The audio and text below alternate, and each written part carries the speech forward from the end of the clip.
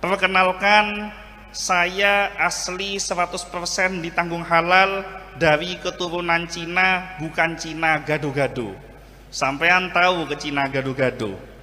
Cina gado-gado itu contohnya bapaknya Cina, ibunya Madura. Bapaknya Jawa, ibunya Cina. Nah, kalau saya pribadi, bapak saya Cina, ibu saya Cina, jadi saya 100% ditanggung halal Cina orisinil. Saya oleh almarhum ayah saya diberi nama Wi Chin Hai. Bagus atau jelek? Bagus, diselamatin nama ini. Tapi lebih bagus lagi setelah almarhum papa saya masuk Islam. Papa saya asalnya agamanya Katolik, mama saya asalnya agamanya Katolik, masuk Islam pada tanggal 3 Maret tahun 1984. Yang mengislamkan adalah almarhum Kiai Haji Raden As'ad Syamsul Arifin. Mulai dari kecil, almarhum ayah saya ini senantiasa mengajak saya silaturahim ke para ulama. Dan setiap silaturahim ke para ulama, beberapa kenangan ini selalu membekas di dalam kepala saya, barokah orang tua saya ngajak long-polong kumpul sama ulama. Karena sering mak semak ke kiai, karena sering sekut mak semak ke ulama, akhirnya walaupun bukan kiai, minimal bau kiai. Karena ketika kita mendekat kepada guru yang punya sanad, maka kita akan selamat. Tapi kalau kita tidak mendekat kepada guru yang tidak punya sanad, maka kita tidak selamat.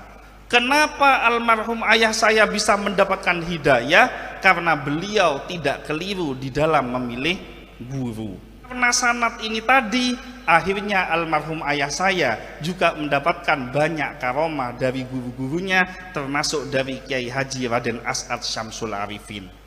Pernah suatu saat beliau ketika sudah masuk Islam, dapat beberapa bulan kemudian berkunjung ke pesantren ini, kemudian menyampaikan hajatnya kepada Kiai As'ad.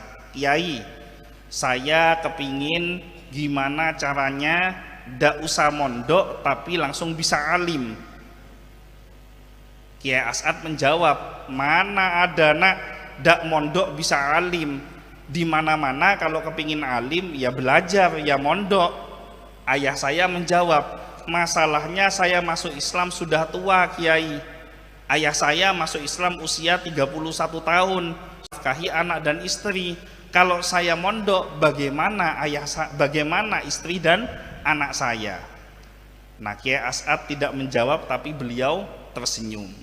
Berapa bulan kemudian, Kiai As'ad ini hadir di daerah Lombok di Bondowoso. Ada satu desa namanya Lombok. Nah, ayah saya ini setiap dengar Kiai As'ad hadir, asal tidak punya kepentingan yang mendesak, walaupun tidak diundang, beliau akan hadir untuk ikut mengaji kepada Kiai As'ad. Enak-enaknya Kiai As'ad memberikan ceramah tausiah, tiba-tiba beliau berdiri, kemudian menunjuk ayah saya yang duduk di pojokan belakang, kemudian mengatakan, "Cong, dinak ben, ngak lengaan, saling noleh, ini siapa yang dipanggil? Beun secena dinak, kamu yang Cina itu kesini." Akhirnya jelas ayah saya satu-satunya yang Cina waktu itu berdiri. Begitu sudah mendekat kepada Kiai As'ad, pada waktu itu Kiai As'ad ini diberikan gelas, ada minum, ditempati sama gelas es. Ini dibuka, kemudian Kiai As'ad ini meludahi gelasnya. Dan ketika meludahi tidak nanggung-nanggung, bukan 1 kali tapi 3 kali. Dan ludah yang ketiga ini dikeluarkan beserta kerak tenggorokannya, sehingga ada riak dari Kiai As'ad. Enom cong pabi.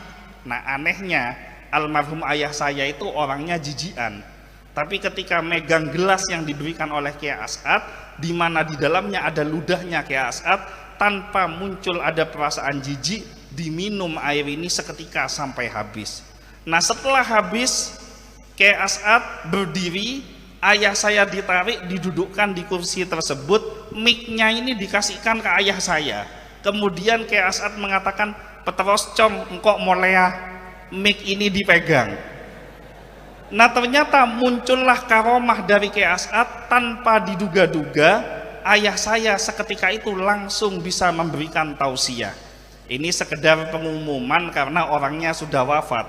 Ayah saya sampai wafat itu tidak bisa membaca Al-Quran. Jadi dikasih Al-Quran suruh baca itu tidak bisa. Tapi begitu pegang mic memberikan tausiah, ini bisa langsung keluar kitab-kitab yang berat. Bisa membahas tafsir Jalalain, bisa membahas Ihya Ulumuddin, bisa membahas Al-Hikam.